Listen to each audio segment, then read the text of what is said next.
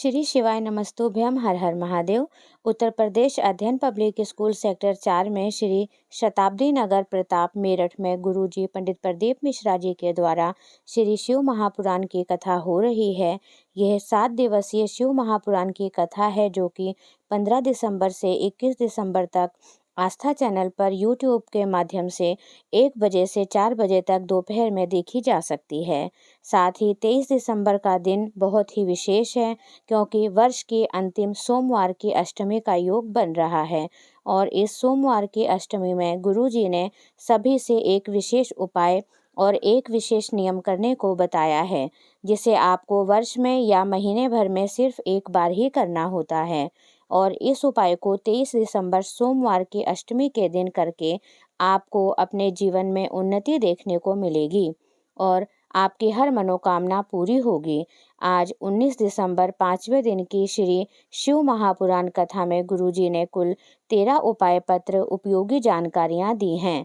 सभी की जानकारी आपको इस वीडियो के माध्यम से प्राप्त होने वाली है। यदि किसी कारणवश आपने आज की कथा नहीं सुनी तो इस पूरी कथा का रस तत्व आपको इस छोटे से वीडियो से प्राप्त हो जाएगा। तो बढ़ते हैं आज की कथा की पहली विशेष जानकारी की ओर। गुरुजी ने कहा, पानी में भी अगर कोई डूब रहा हो तो पानी भी एक मौका देती है, इसे बाहर निकाल दो। पानी भी बाहर की ओर उछाल देता है। इसी तरह प्रकृति भी एक मौका देती है।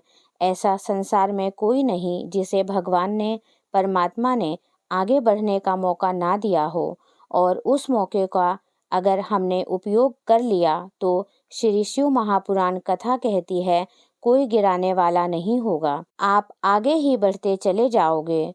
बढ़ते हैं आज की कथा की दूसरी जानकारी की ओर। गुरुजी ने कहा, आज की गारंटी है, किसी की घर में सीरियल चले या ना चले पर हर घर में श्री शिव महापुराण की कथा जरूर चलती है। ऐसा बदलाव देखने को मिल रहा है। शंकर भगवान की कृपा सभी पर हो रही है।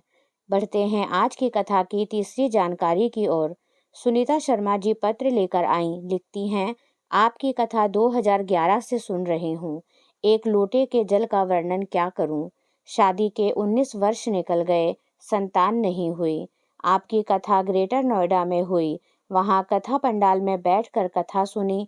बाबा से प्रार्थना करी कि बाबा मेरी गोद सूनी है, आप इसे भर दो।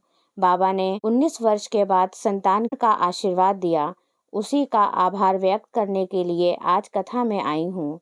आज की चौथे दिन की कथा में गुरुजी ने कहा, अगर आपके जीवन में बहुत कष्ट है, तकलीफ है और आप उसे दूर करना चाहते हैं तो आपको भोलेनाथ के पास जाना ही पड़ेगा।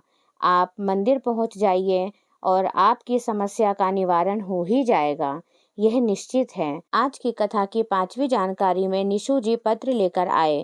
कंपटीशन एग्जाम दिए, 1-2 नंबर से रह जाता था। फिर मेरी माँ ने मुझे शिव मंदिर में जाकर मंदिर की सेवा करने और भोले बाबा पर 1 लोटा जल चढ़ाने को कहा।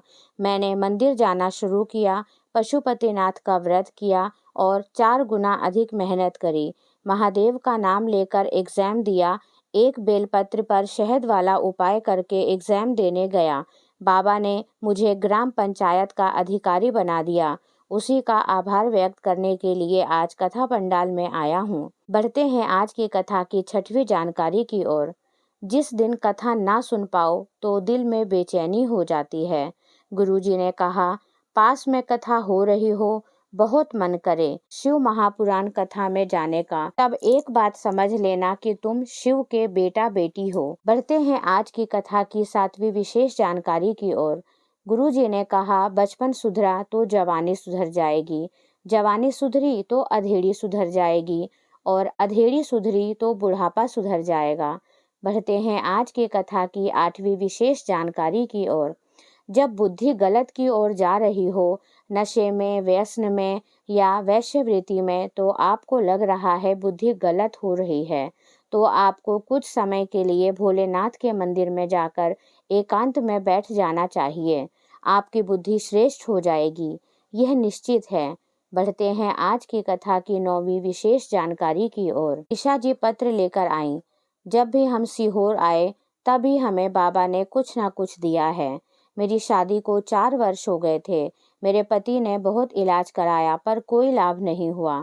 पशुपतिनाथ का व्रत किया, सफ़ेद आंकड़े की जड़ का प्रयोग किया, बेलपत्र का आचमन करती और रुद्राक्ष महोत्सव में भी गए और बाबा की कृपा से मैं माँ बन गई हूँ। आज बाबा की कृपा से किराए के मकान से अपने मकान में आ गई हूँ। मेरे भाई की नौकरी कई वर्षों से नहीं लग रही थी, लेकिन बाबा के आशीर्वाद से उसे यूपी पुलिस में उसकी नौकरी लग गई है और उसी का आभार व्यक्त करने कथा में आए हैं। बढ़ते हैं आज की कथा की 10वीं विशेष जानकारी की ओर। मीनाक्षी जी पत्र लेकर आई। 2 साल से कथा सुन रही हूँ।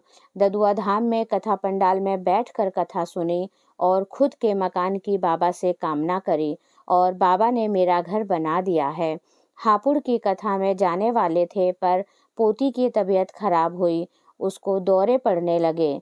डॉक्टर का इलाज शुरू करवाया और कथा पंडाल में लेकर आई। अपनी पोती को उस दिन से आज तक कभी भी दोबारा दौरा नहीं पड़ा। उसी का आभार व्यक्त करने के लिए आज कथा पंडाल में आई हूँ। बढ़ते हैं आज की कथा की 11वीं विशेष जानकारी की ओर। गुरुजी ने कहा, मृत्यु अटल है, कोई टाल नहीं सकता, उसका आना तय है, पर उसके पहले 100 बार भी मृत्यु आ जाए तो उसको टालने का कार्य केवल 1 लोटा जल ही करता है। बढ़ते हैं आज की कथा की 12वीं विशेष जानकारी की ओर। 23 दिसंबर का दिन बहुत ही विशेष है क्योंकि सोमवार की अष्टमी का योग बन रहा है। ऐसे में आपको गुरु जी का बताया हुआ बिल्कुल नया उपाय सोमवार को करना है। इसे आपको सोमवार की अष्टमी को ही करना है। यह उपाय अगर आप वर्ष में या महीने में या साल में एक बार भी करते हैं तो पर्याप्त है।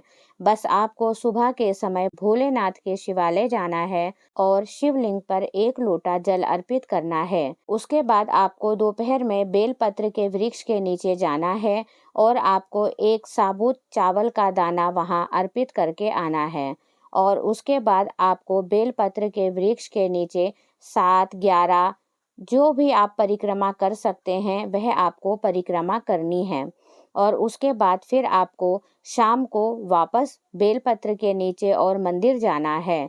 बेलपत्र के नीचे आपको एक लंबी बाती का दिया लगाना है और शिव जी के मंदिर में आपको गोल बाती का दिया देसी घी का लगाना है। बस केवल आपको इतना ही करना है। इसको करने से आपके जीवन में जो भी दिक्कत परेशानियां हैं, दुख हैं, तकलीफ हैं, वह सब दूर हो जाएंगे। साथ ही आपको अपने जीवन में उन्नति भी देखने को मिलेगी। आपका जीवन उन्नति की ओर बढ़ता चला जाएगा, अग्रसेन हो जाएगा। तो उपाय आप किसी भी सोमवार को कर सकते हैं, पर यह जो 23 दिसंबर का सोमवार पड़ रहा है, सोमवार की अष्टमी का दिन है, अगर आप इस उपाय को करते हैं तो आपको बहुत अधिक फल देखने को मिलेगा और आपको बहुत अधिक लाभ मिलेगा। तो आप इस उपाय को जरूर करके 23 दिसंबर को जरूर से करिएगा। बढ़ते हैं आज की कथा की 13वीं विशेष जानकारी की ओर।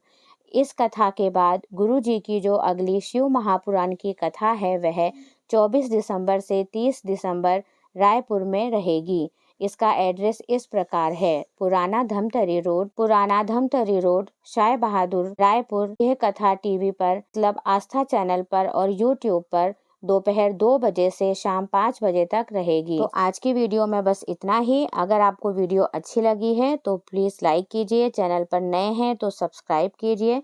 मिलते हैं अगली वीडियो में। श्री शिवाय नमस्तुभ्यम। हर हर महादेव।